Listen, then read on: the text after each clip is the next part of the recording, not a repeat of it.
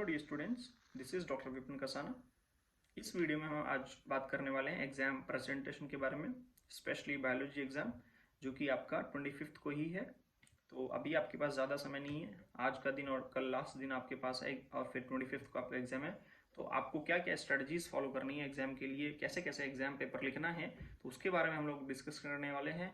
तो मेरे एजम्पशन के हिसाब से ये पेपर कोई बहुत ज़्यादा डिफिकल्ट नहीं आने वाला है। It will be easy to moderate. सबसे पहली बात आपको ये याद रखनी है कि आई होप आप सभी ने पी वाई क्यूज अच्छे से कर लिए होंगे। जिन भी बच्चों ने पी वाई क्यूज नहीं करे हैं, आपके पास अभी भी 2 दिन बाकी हैं। आप पिछले साल के जितने भी सैंपल पेपर हैं वो सारे के सारे, जितने आप ज़्यादा क्वेश्चंस अटेम्प्ट कर सकते हो उतने ज़्यादा क्वेश्चंस अटेम्प्ट करो, क्योंकि आप लोगों ने अभी तक जितना पढ़ लिया है उतना ये मोर देन इनफ होगा सभी के लिए। बस ये है कि आपने वो जितना नॉलेज पढ़ा, जो इतना नॉलेज आपके पास है, जितना भी आपने कंटेंट पढ़ा है, कवर किया है, वो सब आप कितना अप्लाई कर पाते हो वो तभी पता चलेगा जब आप क्वेश्चन सॉल्व करोगे।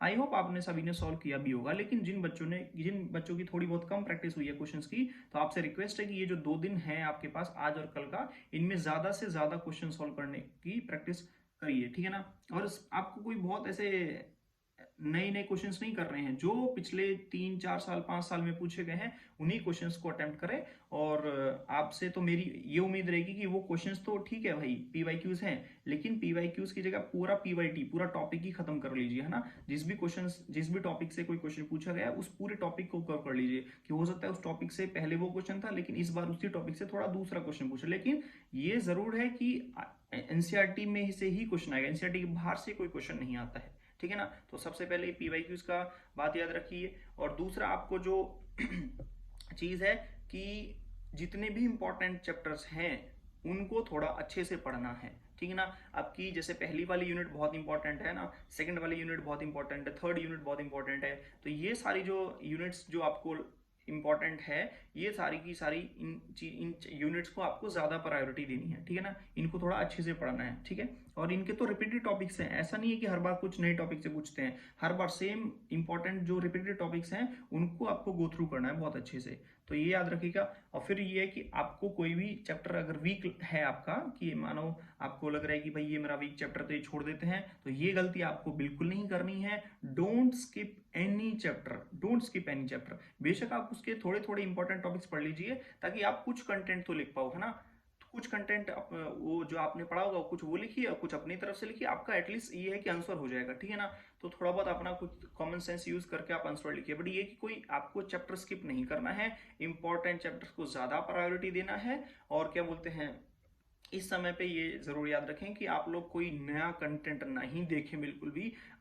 अभी जो एग्जाम के टाइम पे जो नई नई ऐसा होता है ना, क्विक रिवीजन वीडियो चल रही हैं कि भाई 8 8 चैप्टर हम लोग 2 2 घंटे में करा रहे हैं, 10 10 पूरा का पूरा बायोलॉजी खत्म करा रहे हैं बच्चे 4 4 5 5 घंटे में। वो वीडियोस मत देखो। वो वीडियोस देखने से आपको बस ऐसा लगेगा कि चलो आप खुद से सेटिस्फाई हो ऐसा बस एक गलत सेटिस्फेक्शन मिलेगा आपको कि हाँ, कि चलो भाई मेरा कंटेंट कवर तो हो गया 4 5 घंटे में, है ना। वो रिटेन नहीं हुआ है लेकिन यहाँ पे, है ना। So whatever the information is there in the brain, that will only be with you in the exam, all right. So वो आपको ना, आपने बस वो आवाजें सुनी है, वो एक्चुअल में रिटेन नहीं हुआ है ना। तो ये याद रखें, आप उन वीडियोस को 4 4 घंटे 5 5 घंटे देखने के बजाय आप अपने जो नोट्स हैं जो आपने पूरे साल पढ़े हैं उनको बार बार रिपीट मोड पे पढ़िए, ठीक है ना। और वो नहीं कर पा रहे हो आप, तो आप सैंपल पेपर्स जो है वो सॉल्व करो, ठीक है ना, जिसमें रिसेंट ईयर्स में जो क्वेश्चंस पूछे गए हैं आप उन पे ज्यादा ध्यान दो, ना कि उन वीडियोस को देखने में। तो इस समय पे कोई भी नया टीचर का वीडियोस कंटेंट जो भी आ रहे हैं रैपिड रिवीजन, क्विक रिवीजन नाम से, इन सब सेशंस को देखना बंद करो। इनसे कुछ नहीं है, आपको एक स्यूडो कॉन्फिडेंस ही मिलेगा जो कि आपके लिए सही नहीं है इस समय पे, ठीक है ना। आपको लगेगा यार चलो ये मैंने ये पढ़ लिया, लेकिन वो सब याद नहीं आने वाला है। पेपर में तो वही लिखोगे ना जो आपको याद रहेगा। तो प्लीज इन सब चीजों से बचो। और क्या बोलते हैं, focus more on like diagrams. इस समय पे थोड़ा सा डायग्राम्स को आप बहुत अच्छे से देखो, लेकिन देखो एक बार को आपका डायग्राम बहुत अच्छा ना बने, लेकिन अगर आपकी लेबलिंग बहुत अच्छी हो रखी है, आपने हर एक चीज को बहुत अच्छे से लेबल करा है, तो आपको एग्जाम में पूरा मार्क्स मिल जाएगा, ठीक है ना। ज्यादा एग्जाम उसमें डायग्राम की बहुत उसको बहुत ज्यादा सुंदरता पे इतना ध्यान मत दीजिए, है ना। बस ये कि जिस चीज का डायग्राम बना रहे हैं आप वो वैसा दिखना चाहिए बस, है ना। वो कितना ब्यूटीफुल है कितना नहीं, इससे कोई इतना खास फर्क पड़ता नहीं है, बट ये कि आपकी लेबलिंग बहुत अच्छी होनी चाहिए, है ना।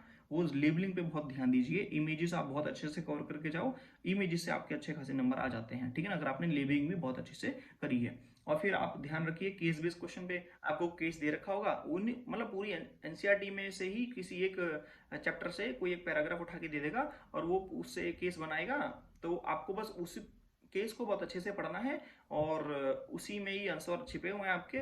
और बस ये है कि आपको जो इंपॉर्टेंट उसमें चीज़ें लगती हैं आप उसको बस हाईलाइट करके थोड़ा सा आंसर कीजिएगा, एंड वो बहुत शॉर्टेड है, इतना कोई ऐसा टफ टास्क नहीं है, ठीक है ना। और लास्ट में आपको ये जरूर ध्यान रखिएगा कि जैसे होता है ना कि आपको सेक्शन सी के ज़्यादातर क्वेश्चंस आते हैं, सेक्शन ए में उतना नहीं आता है, तो ध्यान रखिए जब आप आंसर शीट में जब आप आंसर्स लिखना शुरू करेंगे तो सबसे पहले आपको वो सेक्शन अटेम्प्ट करना है जिसमें आपको सबसे ज्यादा इंफॉर्मेशन आती है, जिसमें आपको ज्यादातर क्वेश्चंस अटेम्प्ट कर सकते हो ना, वो वाला सेक्शन आपको सबसे पहले करना है। उसके बाद प्रायोरिटी वाइज सेक्शन आपको ऑप्ट करना है आपको आंसर्स लिखने के लिए, लेकिन कभी जम्बल्ड अप नहीं करना है सेक्शंस को कि पहले सेक्शन बी का आपने क्वेश्चन कर दिया फिर सेक्शन सी का कर दिया, तो वो एग्जामिनर के लिए भी सही नहीं है ना। वो देखो जैसा सेक्शन लिखा हुआ है section A section B C, अगर आप ऐसे फॉर्मेट में करना चाहते हैं तो फिर है ही बढ़िया, है ना, वो तो फिर बढ़िया ही है। लेकिन ऐसा है कि अगर आप उसको ज्यादा प्रायोरिटी दो जो आपको आता है तो वो टू गुड है फिर, है ना।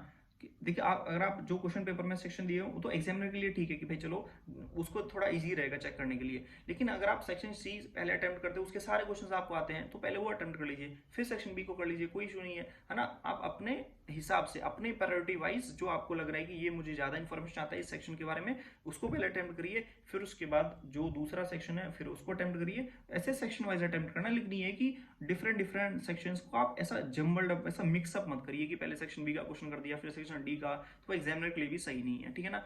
तो पर ये याद रखिए। दूसरा ये है कि आपको जो आंसर्स बहुत अच्छे से आते हैं आप कोशिश करिए कि उसको पॉइंट्स में लिखें, कोशिश करिए कि आप उसको पॉइंट्स में लिखिए ताकि आप एग्जामिनर और हाईलाइट करके लिखिए उसको थोड़ा सा, जो आपको लगता है कि उस आंसर में ये थोड़ा हाईलाइटेड वर्ड है, ये उसको ना आप अंडरलाइन जरूर करिए, हाईलाइट जरूर करिए ताकि एग्जामिनर को पता चले कि like the student knows the answer, है ना। और वो जो स्पेसिफिक वर्ड्स है उस टॉपिक के अराउंड वो आपको पता होना चाहिए, ठीक है ना। तो वो सारी चीजें सब चीजें जो है आपको हाईलाइट करनी है। एंड जो आंसर आपको नहीं आता है या यूं मान लीजिए थोड़ा बहुत उसके बारे में पता है लेकिन वो 4 नंबर का है और आपको शायद 1-2 नंबर का ही आता है, उसमें से आप जो लिख सकते हो वो शायद 1-2 नंबर ही आपको दे सकता है। अगर ऐसे क्वेश्चंस आते हैं जो कि ऐसे मिलेंगे आपको क्वेश्चंस भी, तो उसमें क्या करेगा आप लोग कभी भी ऐसे क्वेश्चंस को आप पॉइंट्स में मत लिखिए, जिनमें आपको कुछ नहीं आता या बहुत थोड़ा बहुत आता है ना उनको आप कभी भी पॉइंट्स में मत लिखिए, उनको आप ऐसे फॉर्मेट में ही लिखिए। और उसमें जो ऐसे फॉर्मेट में जब आप लिखोगे ना उसको, तो उसमें शुरू के जो 1-2 लाइंस रहेंगे ना वो तो एक्यूरेट लिखना एकदम, कि जो आपको जो भी थोड़ा बहुत उस क्वेश्चन के बारे में पता था उसको सबसे पहले उसको लिख दीजिए, उसके बाद आप थोड़ा उस टॉपिक के रिलेटेड जो आप लिखना चाहते हैं लिख सकते हो, आप फिर उसको लिख के उस आंसर को एंड करिए, ठीक है ना। लेकिन ये कि जो आपको आता है उसको हमेशा पॉइंट्स में लिखना है, हमेशा ये बात जरूर ध्यान में रखना है, ठीक है ना। तो उनको हमेशा पॉइंट्स में लिखिए, ठीक है। सो आई होप आपको ये सब स्ट्रेटजीज आपको एग्जाम में हेल्प करने वाली हैं। So all the very best to you guys.